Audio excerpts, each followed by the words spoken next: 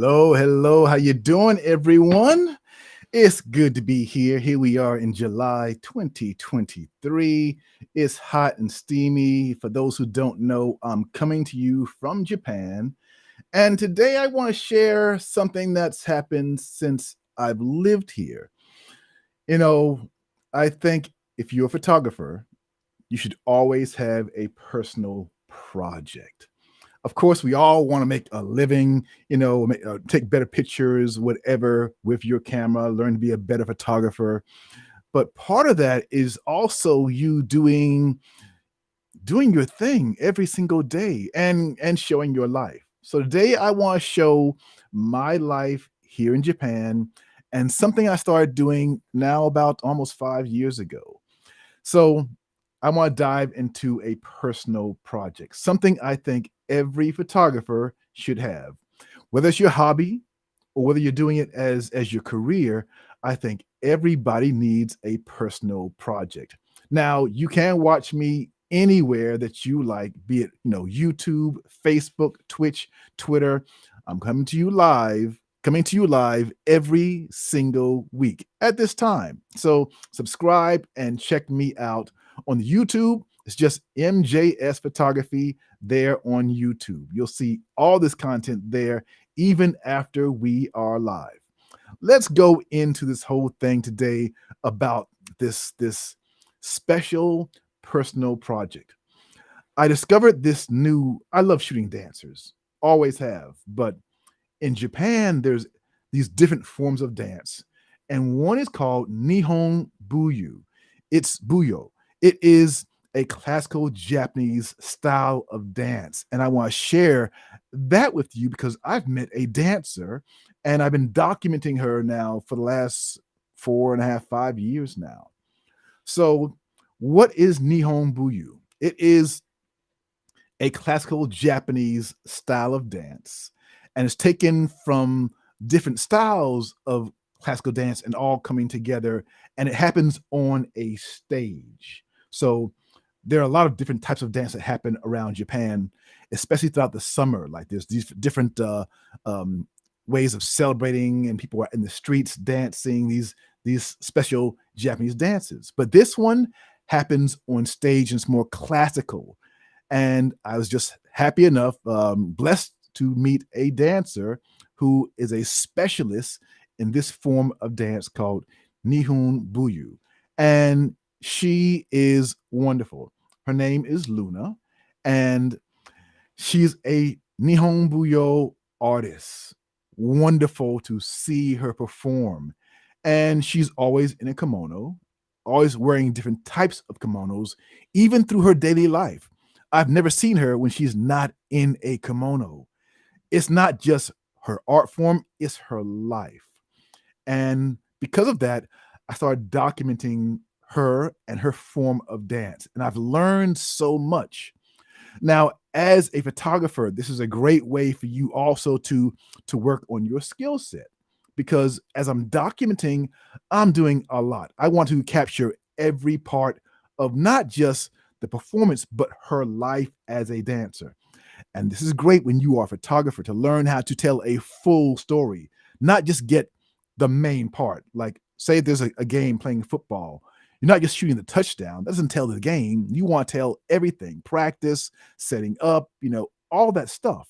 So here she is on the streets of Tokyo going to a performance, and she's coming to start the performance, and she's dressed in a kimono, of course, as she's going to work. Now, this happens when in the morning. So they start off early in the morning getting together, but I'm gonna take you through the whole process. This is what it looks like backstage. You see me with my camera, my Nikon Z9, shooting this whole process and this world. And in this world, no one speaks English. So as I've been photographing her the last 4.5 years, we're still communicating, but not through speech. I don't speak much Japanese. What I do, I'm learning on the go as I'm working through her. But there's another language that we speak, and that's how we capture all these images. Now, if you have any questions whatsoever. I will be answering them at the end today. So stay tuned for all of that. Thank you for being here. And feel free to ask me any questions. So I photographed her many different performances, from being a single one woman show to being many people on stage. This one is a one woman show. It's a small theater. Sometimes it's a big theater, but I'm doing every different performance to capture the whole process. The people who help her get dressed, looking at how elaborate the dress is and the process, the makeup, the hair, all of that. And of course, the whole process of shooting her on stage. This is a small performance, it's a small room, this is a one woman show. But the whole process is still her coming in early in the morning with the team. They practice all day. And then that evening, they give the performance. It's wonderful to see. But for you, what is that like? I want to capture it from the audience point of view as well. So I want to show the audience. So as I'm telling a story, I think about everything. What does it feel like for her? What does it feel like for the audience? I want to show that when I'm showing a story. So for those of you who are shooting, think about telling the full story from the person who's performing point of view and from the audience point of view as well. I love sharing it so we can all understand what it feels like to be in this audience and also what it feels like to be behind the stage. So here we are. She's now getting ready for another performance and in a different place. And I love seeing all these different halls where she performs. This one's super special. So she's doing her hair and makeup. I'm there, low angle, shooting up as getting her in the hair and makeup room. But I like to get everything as everybody's helping her to get prepared and dressed, the makeup, the styling, and even the helpers. They're all dressed also in kimonos. And also, even though they're not in the play, they look elaborate. So it's so cool to see this whole process come together and to shoot it and to focus on everybody.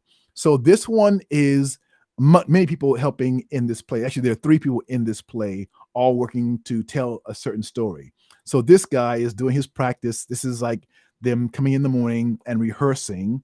And actually, this is not backstage.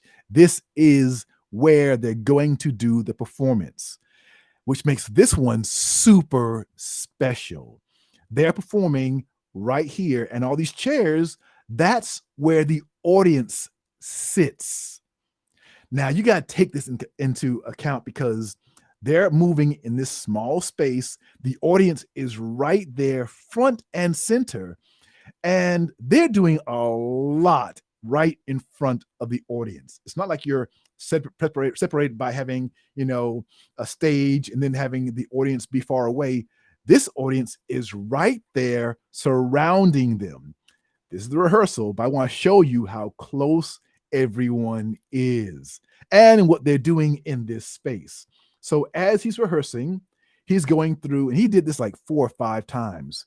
He's going and doing a spin up in the air, and the audience sees this in real time. The great thing about photography is I can slow it down so you can see the beauty of this. And in rehearsal, he did this like 4 or 5 times. He's a master at taking his body, spinning. Of course, he's a martial artist.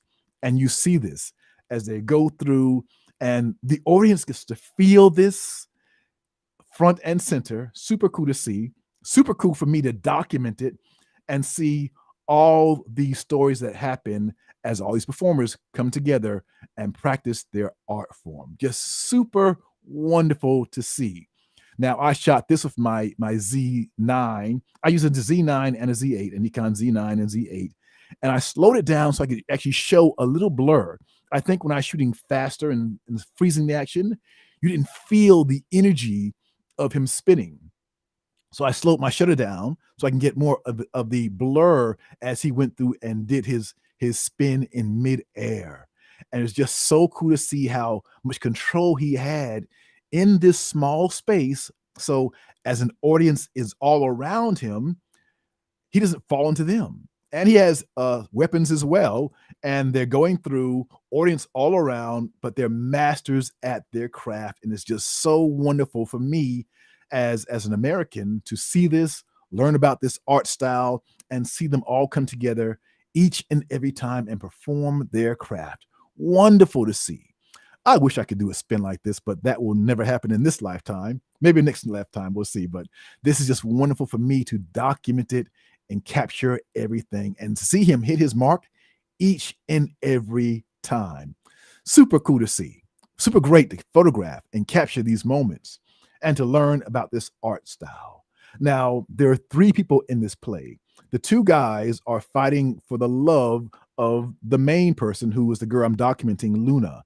So here they are going through having a battle, and you hear it, you see it. It's a dance, it's a performance. So it's artful in every single way as they go through this dance of having this mock battle right in front of the audience.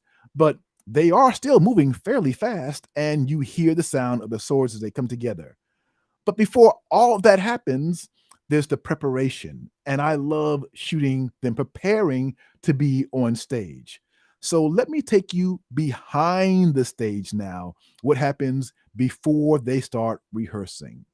So Luna does all her own makeup. She just has somebody do her hair, but she does all her own makeup. So I watch this whole process, and as a photographer, I want to capture things wide and super tight. So I'm using a super tight lens, a macro lens, a 105 macro lens, to get a really tight shot of the eye, eyeliner being applied and all that before she puts it on. Then also putting on the addition part as well. So putting the glue on, all of that I'm capturing in the moment as she's there doing her makeup.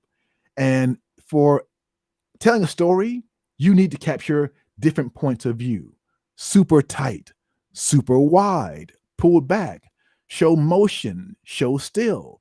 All these things you're thinking about as you're shooting, because ultimately, I would like to turn all of this work over the course of 3, 4, 5 years into a book on Nihon Buyoh from my point of view. So I'm shooting things hopefully to have a great body of work to put into a book one day. I love personal projects, and this is what you need for a book: the full story. So here I am capturing her as she's changing different kimonos, and she's running back and forth between each set to change for the performance. These kimonos are elaborate and they're beautiful.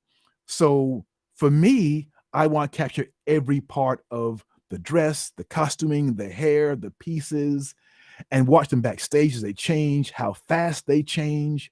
I want to show the audience who sees my book in the future what this feels like, what it feels like to be in Japan and be an audience member, but go deeper than what you'd see in the audience. Show you from behind the scenes, capture everything as they're behind the stage, going through the whole process of making the hair pieces, putting on the kimonos, tying it, putting it away. All of this stuff is really beautiful to see. I want to share it with you and so much more. But I also want to show all these different plays, from the big plays for the big stage to a small play to one person on the stage, behind the stage. Here she is on the right, waiting for the curtain to come up, and there's the audience waiting as well. So I'm showing it from both sides, what it feels like to be her, what it feels like to be in the audience. When you're a photographer, think about different points of view so the audience gets the full story. So here I am again backstage, different kimono, watching her change the hairpiece, watching the people who are helping her. All that you need to think about everything as a photographer: shooting low, shooting high, shooting super wide. Again, here's behind a stage, again behind a screen, to show what that feels like as they rehearse, going through putting on the big kimono and the help, because that kimono is heavy. This is like a winter kimono. There's a kimono for every season: spring, summer, winter, fall. And they have different feelings, different weights, of course, and they're so beautiful. I've learned all this by documenting it. This is what the audience sees from the audience point of view. I'm showing all of that and thinking about how will this look in a book one day. Having a personal project is so great for us as photographers. This is the art form Nihon Buyoh, and it's so beautiful. As a foreigner, I love it. I love learning about it and seeing how they all come together, how they're diligent about their craft, how all the dedication that comes to everybody coming together, practicing, hitting their marks, and then performing. I absolutely love it. And I've learned so much. Even with my language, I'm learning more about the language as well and seeing them perform and their craft and how diligent they are. It's beautiful for me. It makes me a better photographer because they are so into their craft. I want to be just as much into my craft as they are. And I want to show it in a way where people really get it. So they fall in love with the art form, with the performer, and know their life. So this is just a smidgen of what I go through to shoot all these. I shoot it as many ways as I can to show what it feels like to be a performer and to be in the audience. But I'm also an artist. So I want to show it from an artist point of view. Now, this is all hard work, and she's working hard. So, in between rehearsal and doing the live performance that night, she'll get a massage because she needs it. This is hard work, and I love seeing how it all comes together and how AI works together to make this one thing come together.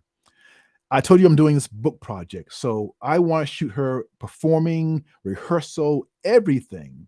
But then I also want to shoot her in studio and have her with my point of view as an artist.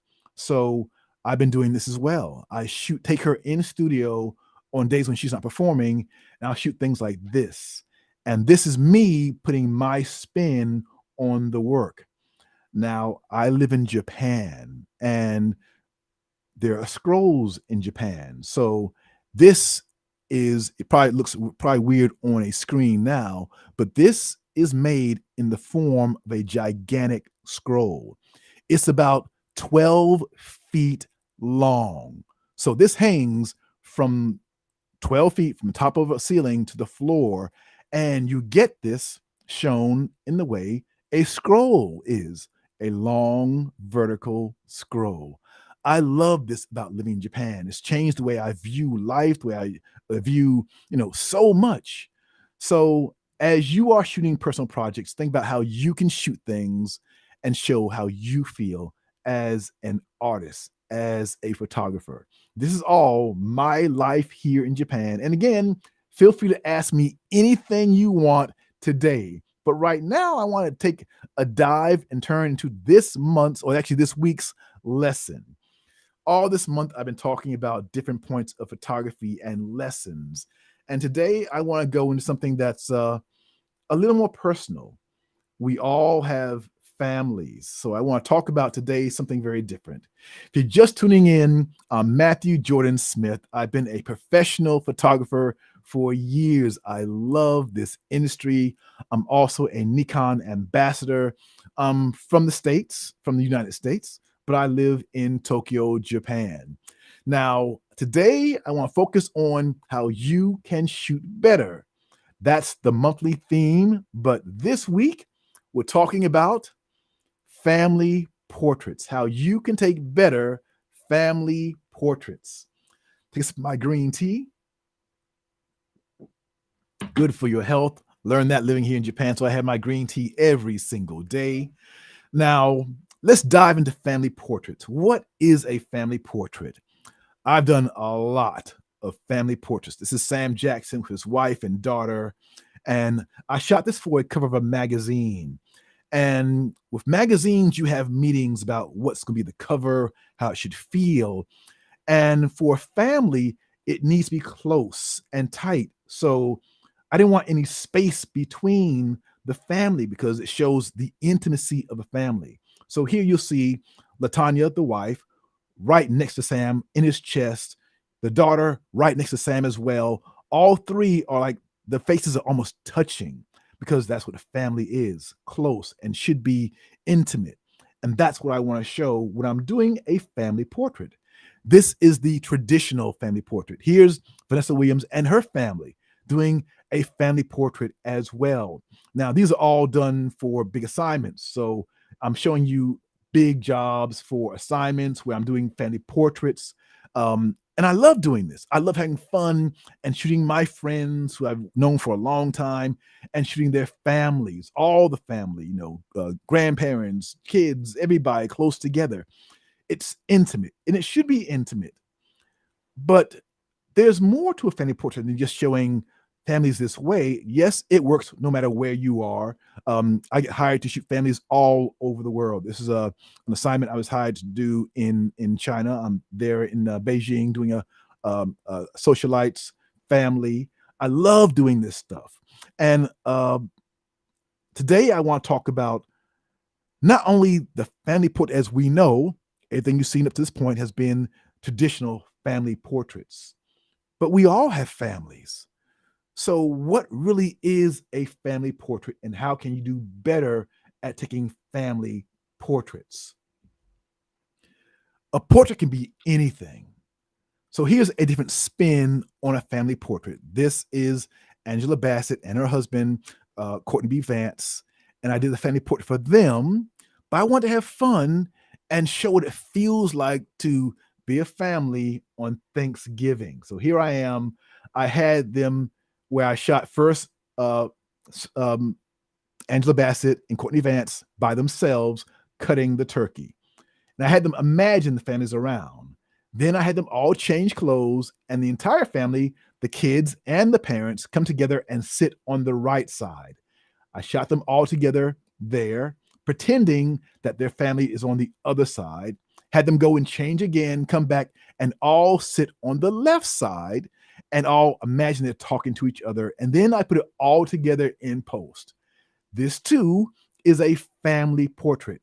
We all spend time around a dinner table having dinners. So why not show what that feels like in a new style of a family portrait? So family again can be anything. Portraits can be anything, not just what we've seen traditionally. Have fun and shoot your family. Now again, a family portrait looks like this. Traditionally, the family close together, sometimes smiling, sometimes not. In the very beginning of portraits, families weren't smiling. They were all together and close because back in the old days, cameras were shooting super slow and people had to sit and hold that expression for a long time. But the world's changed, so we don't have to do this today. I did want to show you that so you can see what it looks like in the past and what it should look like now. Because these two, this is real life. Why should we shoot portraits the way we did back in the 1800s? Today, this is family, showing what happens, real life, movement. Today, cameras are fast and they can shoot super fast. They can shoot with high, super fast depth of field, low depth of field. You can do anything you want, have shallow depth of field. The whole 9 yards is up to us today where it wasn't before. Now you can have fun. So this is me doing a family portrait of my father. Every time I go to the States, I photograph my family. I have to. I think it's great for you to always do family portraits because it's not just you documenting your family, it's you documenting, in a way, your life too. I shot this picture of my father years ago, and I loved it. And every time I go home, I'd shoot my family members, mother, father, sisters, everything. But life changes. I lost my father almost a year ago, and this picture is the picture that I love so much. And this day, he didn't want me to take his picture, but I talked him into it. It took me like 5 minutes. I shot super wide open to capture a very shallow depth of field and got this moment. And I love that picture. And I'm so glad I talked him into it. And when I'm shooting, I want to just also capture things that happen when nobody's paying attention. This was a picnic we had one day with my father and his great grandchild, giving him, you know, this little flower. And I love that expression and I love this moment. This too is a family portrait. Portraits today can be anything you want them to be. They should reflect life and what life feels like. I love this picture probably more than that picture I shot of my father where he's aware that I'm taking his picture. This one speaks volumes to me. Maybe it does to you too. But think about your family, how you shoot them. They don't have to always be aware you're taking their picture for a family portrait. This is my father years ago getting a haircut. This too is a family portrait. He's had the same barber. He had the same barber for like over 30 years. So that's a connection. He wasn't family, but he was doing my father's hair all the time. And I captured this one was done probably back in maybe 2020, 2021, around there. I love getting all these moments over the years. And I'm sure you will too, looking back at pictures of your family. This is one of my first family portraits. I think I shot this when I was in high school. So, an old black and white picture shot on film with an old film camera. It's a square camera. So, this was actually shot, I think, for a what camera did I use back then? A Yashica Mat 124G on film. I had no idea what I'm doing, but this is one of my first portraits ever of my family. And it's at the dinner table around Thanksgiving. Family portraits could be anything you want them to be. Have fun. This is my younger sister doing a portrait of her. I lost my sister 2 years ago, but I had these portraits of her as well. We don't know what's going to happen in the future. So make sure you photograph your family as much as you can, your family, your friends. Here we are, me taking a picture of me and my sister. I'm totally out of focus. Be honest, I don't care. I know the photo part of me might say, like, okay, well, you're out of focus. Does that matter in the great scheme of things? Actually, it does not at all. I'm focused on my sister. Because she's not here anymore, I really love this picture. It's not about me, it's about her.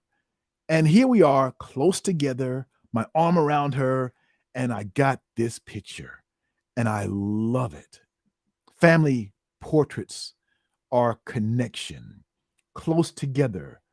Here's my great niece, and we're at the dinner table, and I'm shooting her. Um, I'm super wide open, like 1.2 with my Nikon Z9 or Z8, actually Z8 with this one, and I'm just getting her being her. This is what a family portrait looks like today. And say you're putting together a book of all your favorite pictures of your family, you need pictures of people separately, together. Here I am again shooting a super wide open aperture family. I'm focusing on one of my family members. Another one in the front is out of focus. It's actually my wife in the front, and she's out of focus. Uh, and I love this too. This is at the dinner table, that interaction that happens at the dinner table with family. This is what I believe is a family portrait. Playing around, getting pictures that feel like you and your family. Here's my mom in a laugh. Now, she had no idea I'm taking this portrait, but I love this moment. I love shooting pictures of people when they're unaware that I'm taking their pictures. You get the real moments versus a rehearsed look. This, to me, is one of my more special images of my mother. I love this picture. It means so much. So think about what you can do to take better pictures, make your pictures stand out, because it does make a difference. Now, I know you're going to have questions, and feel free to ask me anything at any point. You want to ask anything, let's jump into it. Find out what works for you. Now, it doesn't matter what you want to shoot. What you're shooting camera-wise doesn't matter at all. I shoot Nikon. Maybe you shoot with Canon or Sony or whatever. It doesn't matter.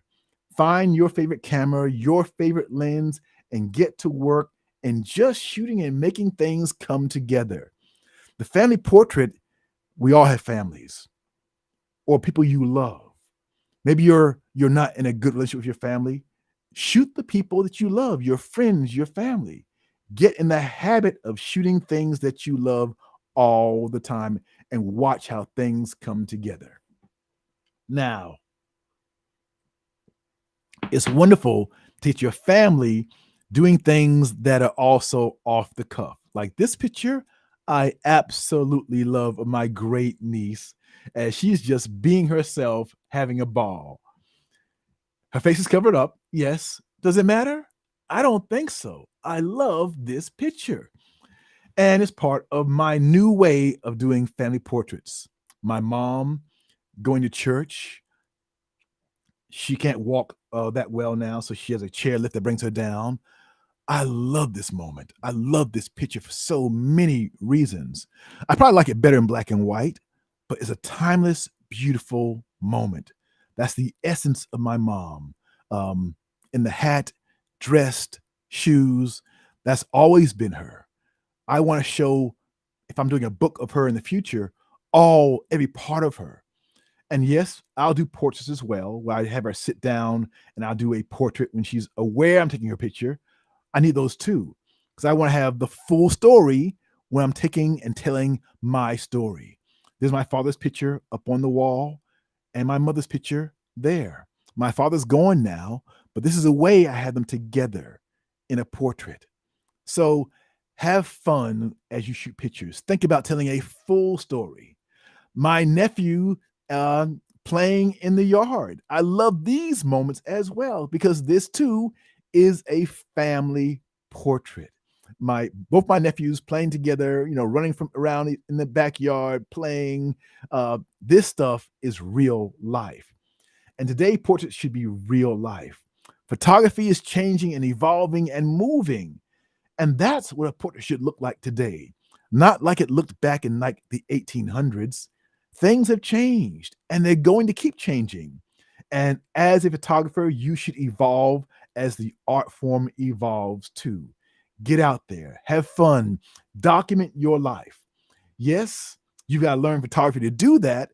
But once you learn all the ins and outs of this art form, which we call photography, get out there and photograph your friends, your family, your loved ones, and get in close and tight and show the bond, even holding hands. This is a picture of my mother and my great niece holding hands as my niece helps her walk to the back. I love this picture. It's the essence of the bond of family, and it's special. And you have family and friends and those you love too. Document it in the wide and document it in the macro and the micro. Shoot it close, shoot it tight, shoot every aspect of life. That's what a family portrait is today. I love sharing everything I know about photography. I think it's helped me in so many ways. It's made me a better photographer. It showed me my life. It can show you your life. I have green tea every day. I want to document that. Me, even doing this and putting it on YouTube or putting it out there for you. This is a way of me documenting my life too. But in terms of photography, I want to go deeper and talk about that too. Because as you're learning as a photographer, you want to learn how to be better at documenting your craft, which is photography. For us, it's photography. So I have a lighting course where I teach people about photography.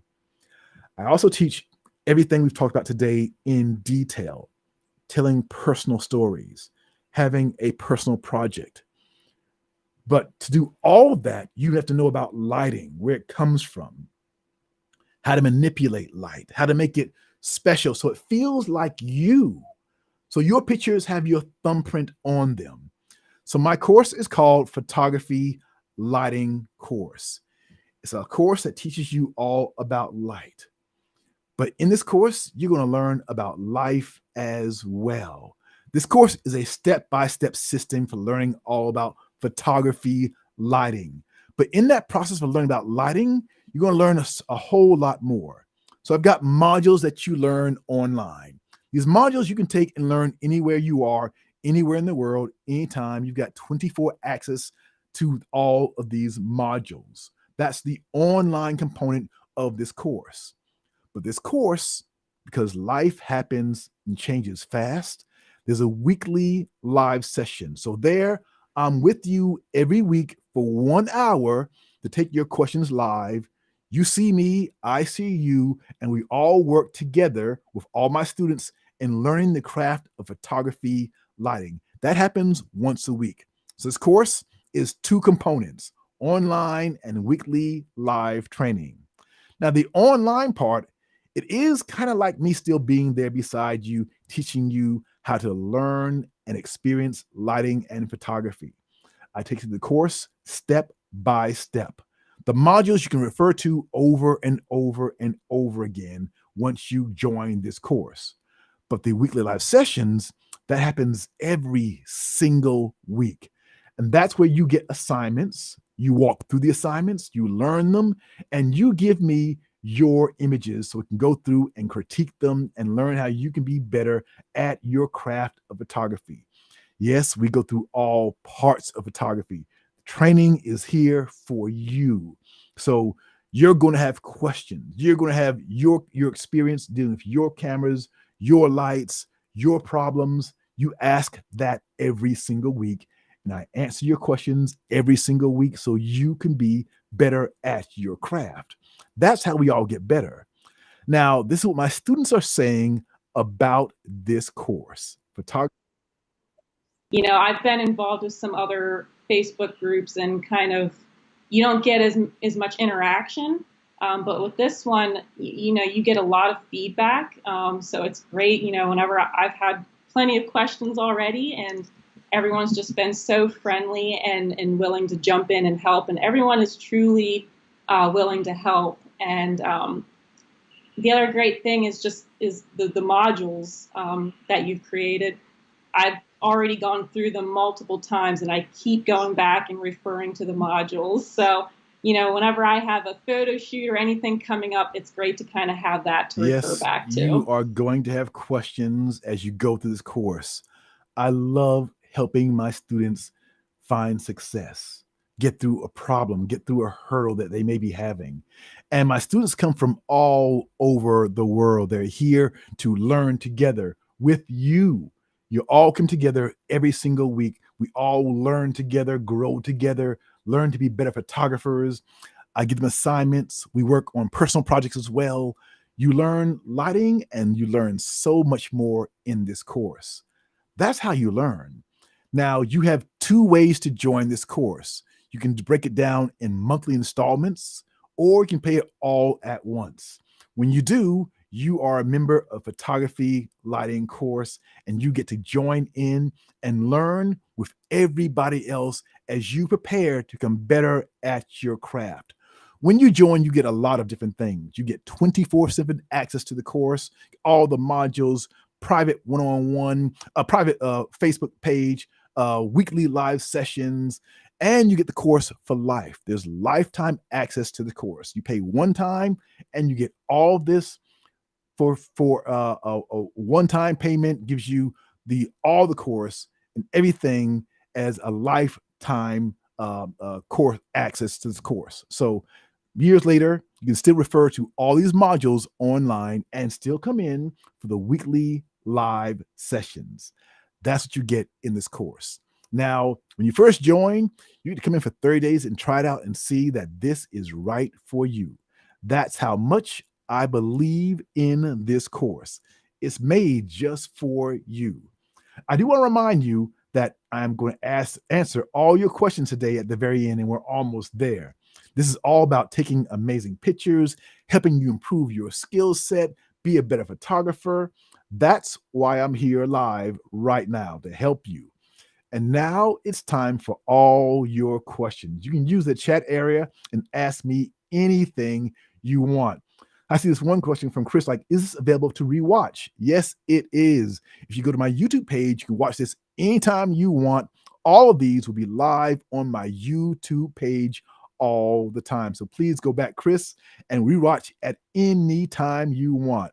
So Sage says, what f-stop were you using during the first setup of photos? So the first setup of photos, I'm gonna say you're talking about the first pictures of the family portraits. So Sade, are you talking about the family portraits of those first pictures, or the ones where I was shooting the dancer in the Nihon Buyoh part? Let me know which one you're talking about, and then I'll make sure I answer that correctly. So, okay, Sade says yes. So the first pictures of the family portraits, I was shooting at more like f8, f11. I want to get everybody in sharp focus. So for those first images, I want to get the whole family in focus. Now for the dancer, the Nihon Buyoh dancer, I was going the opposite direction. I was shooting at 1.4 with my 105 lens and 1.2 with my 50 lens. No, those are Nikon lenses on a Nikon Z9 and Z8. I love shooting wide open so I can focus on just the subject. So I'll often play around with my shutter speed and my f-stops as I'm shooting. When I'm shooting and I want to focus on one person, like I'm shooting this dancer, Luna, who's this Nihon Buyoh dancer, I want to make sure I focus on her. Even though there's a lot going around her, I want the focus on her. So I'm super shallow with that depth of field. Thank you for asking that question. Roy says, are the Japanese resistant to using flash? Actually, no, but I don't use flash in those situations because I want to be like a fly on the wall. Thank you for asking that question. So when I'm documenting a dancer and I'm taking pictures of her on a stage or behind the scenes, I don't want to use flash in those situations because the flash announces that you are there. You kind of get that feeling that, okay, it's an abrupt break in what's happening. So I'll shoot without a flash when I'm shooting behind the scenes, and I like the feeling of shooting super fast. I can use a really high ISO. Today we can change our ISO on our cameras, and I'll shoot wide open at a high ISO and be able to shoot at 1.2 or 1.4 without having the interruption of a flash as I'm behind the stage shooting them as they're rehearsing. They sometimes forget I'm there because I'm very stealth. The Z9 is a very, very quiet camera, and you can't really hear it at all when I'm shooting. Even when I'm doing portraits, like, oh, are you shooting? I'm like, yeah, but it's a very quiet, stealth camera, and it helps me to get better pictures because it is such a quiet camera. I love shooting dancers in that way and getting all of that. Now, I know people had questions also about everything we've talked about today, so feel free to ask me anything you like about anything. For example, someone asked me once about my weekly sessions in my course. Do they happen at the same time? They do not happen at the same time because I want to make sure that everybody who's around the world has a chance to come in and see it live. So I change the time every week. Sometimes it's in the morning, my time. Sometimes in the evening, my time.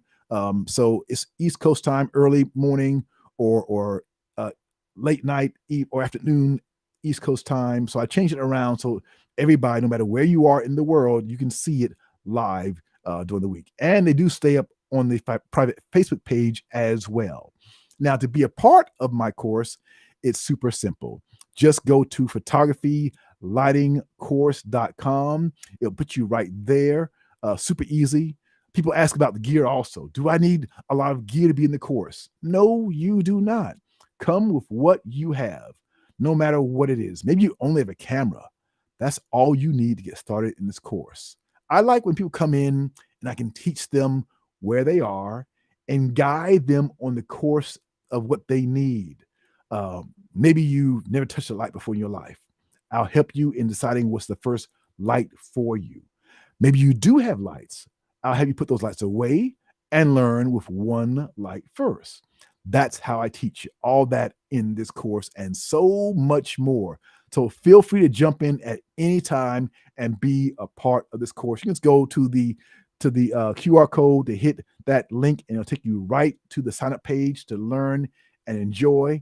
But I also want to get back to answering any questions that you guys may have from anything today. Thank you for being here, and let me share a little bit of the joy of photography. I love sharing this. I love answering your questions. Don't be shy about asking me anything. I loved all those questions today, like, um, having a flash behind the scenes. I use a lot of lights, of course, when I'm shooting, and I have a lighting course. I teach you when to use it, when not to use it, the advantages of using flash, the advantages of using a constant light, the advantages of a fast shutter speed, or super high ISO, or shallow depth of field. We go through all those aspects of photography because they are a big part of your training to be a better photographer. Knowing about what I call the holy grail, the three things that you must really master as a photographer: aperture, shutter speed, ISO. Those three components make you able to have control over what your pictures look like. It gives you the ability to have your fingerprint. We all have our own fingerprint. Doesn't matter where you are in the world. No two people in the world ever have the same fingerprint. What that means is you have your own way of viewing life. I teach you how to use your fingerprint in this course, so your pictures stand out from everybody else. Yes, I want to teach you everything I know, but there's a lot that you're going to have to ask. And I want to be there to answer your questions. Somebody says, what's your ISO while shooting the dancers? Thank you for asking that. So I was shooting at a high ISO, 1,000 ISO, 2,000 ISO. I'm there usually in that range. Now, when she's on stage, there's lighting there. But behind the stage, it's really dark. So behind the stage, I'll go up to sometimes 8,000 ISO, 10,000 ISO, and I'm shooting wide open because it's so dark behind the stage, because there's no lights back there, or there's one light back there behind the stage as they're preparing. And the other parts where there's lighting, like on stage or in the dressing room, there's more light. So I'll fluctuate with my ISO as I'm going around and shooting, because I'm shooting backstage, I'm shooting on the stage, I'm shooting behind the stage. Those are three very different lighting areas. So I'll change my ISO based on where I'm shooting, so I have enough light to be able to shoot and capture the moment. Thank you for asking that question about the pictures of the dancers. If you're tuning in and you've just seen the end of this, you can go back and watch everything on my YouTube channel. It stays there live, and we can do it live, and it stays there on the page, of course, forever. So come back often, see it, and if you're live, you can ask me questions anytime. Thank you for all these questions. I'll be showing more and more, telling more stories, giving more lessons every single week. So come back often. Thank you for your time today. Thank you for asking questions. Don't feel shy about asking me anything. That's why I'm here, to take your questions and hopefully watch you grow together. If you want to learn more, hit that QR code and join Photography Lighting course. There, you'll learn to be the best photographer you can be. I am going to push you, because that's how you grow. All right, everyone. Good seeing you. Good for all your questions. I do love having all this here in a major, major way. Let's see. Oh, when shooting inside a studio with flash, why is it that studio photographers don't always shoot at ISO 100? I love that, Jeffrey. Thanks for asking that question. So in studio, I often want to shoot at my camera's native ISO. The native ISO is going to give you the best files for your camera.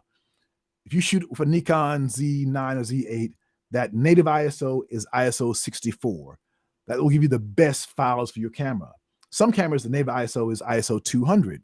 Some cameras might be ISO 100.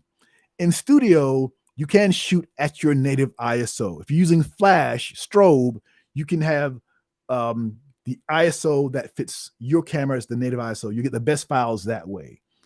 if you're using a constant light in studio, those lights aren't that powerful. So you need to crank up your ISO to accommodate using a constant light source. So in studio, if I use a constant light, I might be shooting at ISO 400 or 800 because of the constant light source.